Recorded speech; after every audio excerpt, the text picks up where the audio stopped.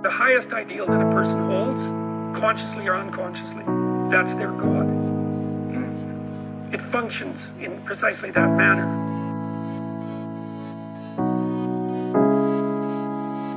And the whole answer to the story of miracles is simply imagine that you're God and that you can have anything you want. Well, you'd have it for quite a long time.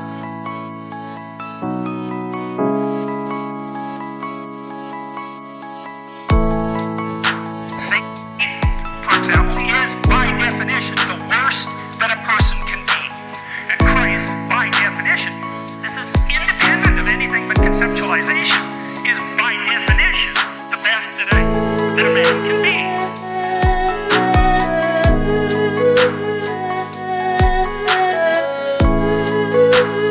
The proper goal of a Christian, roughly speaking, is to enact the meta pattern of Christ's life in their own, to make it their own story.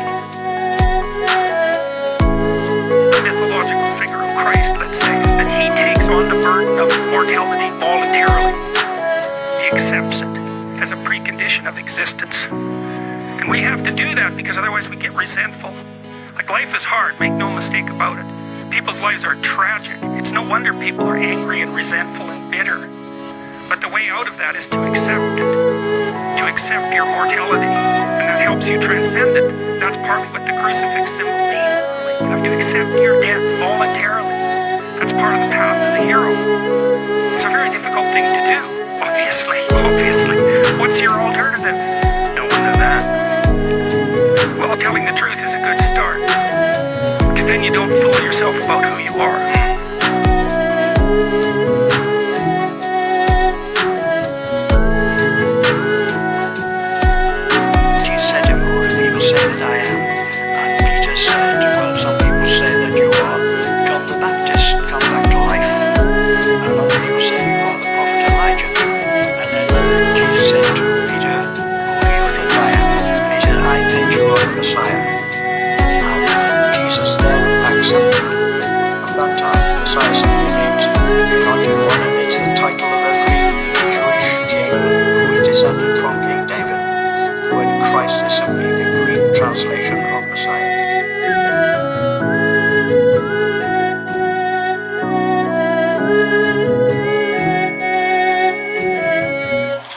Unkind, but we want to be factual.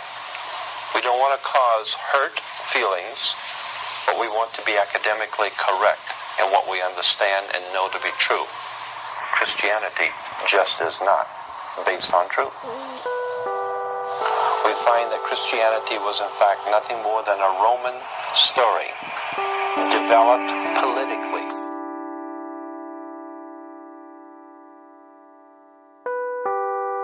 The reality is, Jesus was the solar deity of the Gnostic Christian sect. And like all other pagan gods, he was a mythical figure. It was the political establishment that sought to historize the Jesus figure for social control.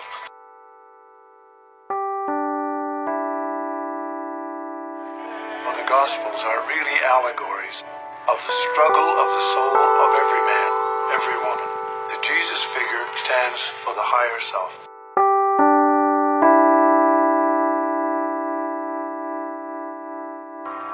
Which I'm going to reveal to you today is the secret of the Christ within, not without, the Christ in you.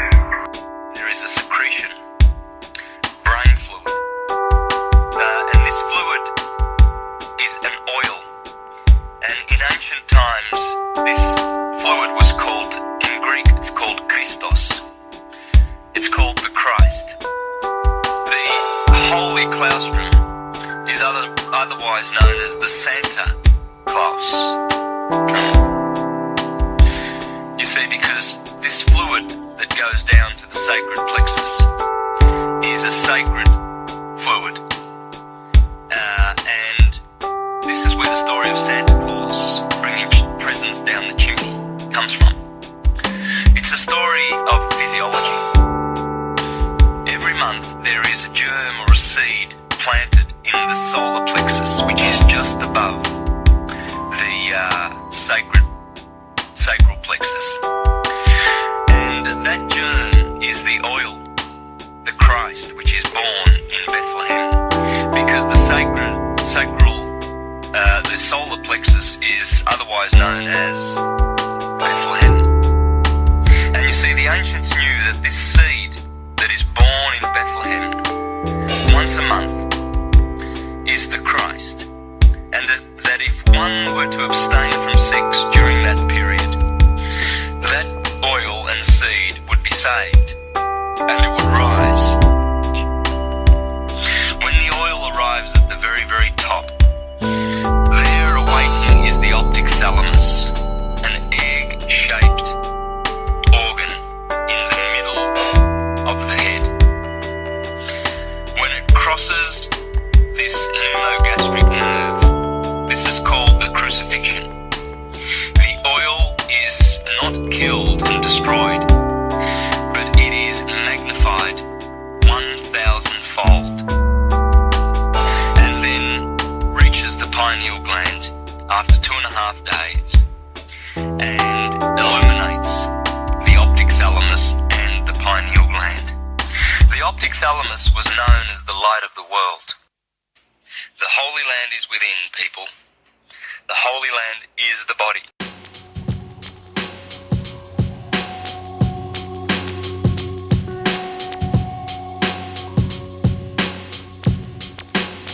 Whatever we're referring to as Jesus is not about some man 2,000 years ago.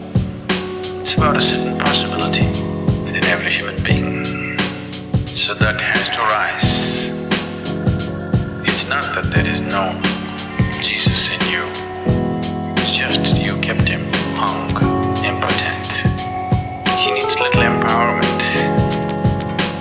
He needs to be raised.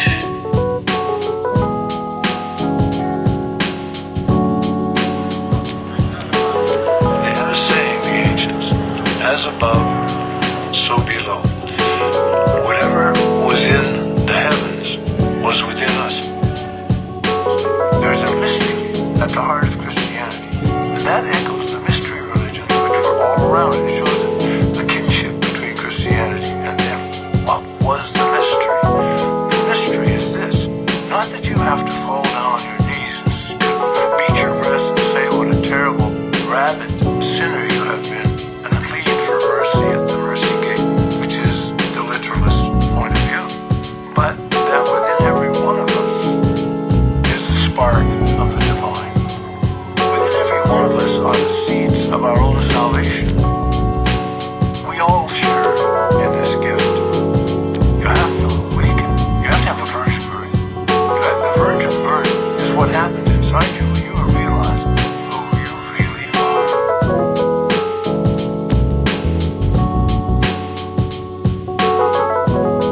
Chapter 8. Jesus went up to the Mount of Olives, and early in the morning he came again into the temple.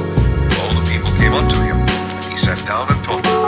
The scribes and Pharisees brought unto him a woman taken in adultery. When they had set her in the midst, they say unto him, Master, this woman was taken in adultery in the very act. Now Moses in the law commanded us that such should be stoned. But what sayest thou? This they said, tempting him, that they might have to accuse him. Jesus stooped down, and with his finger wrote on the ground, as though he heard them not. So when they continued asking him, he lifted up himself, and said unto them, He that is without sin among you, let him first cast a stone at her. And again he stooped down and wrote on the ground. They which heard it, being convicted by their own conscience, went out one by one, beginning at the eldest, even unto the last. And Jesus was left alone, and the woman standing in the midst. When Jesus had lifted up himself, and saw none but the woman, he said unto her, Woman, where are those thine accusers? Hath no man condemned thee? She said, No man, Lord. And Jesus said unto her, Neither do I condemn thee. Go, and sin no more.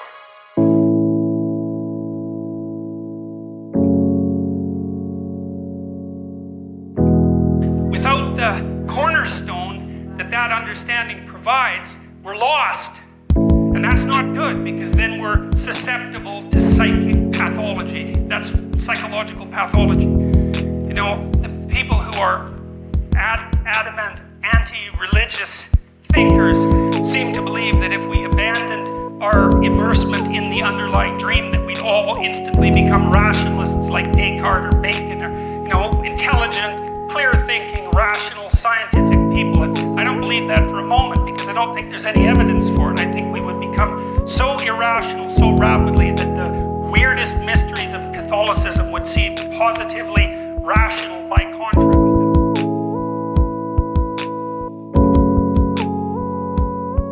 And what does Jesus have to say to those present who find it difficult to believe in him? Believe in what he tried to teach, without rigmarole. Piety is not what the lessons bring to people, it's the mistake they bring to the lessons.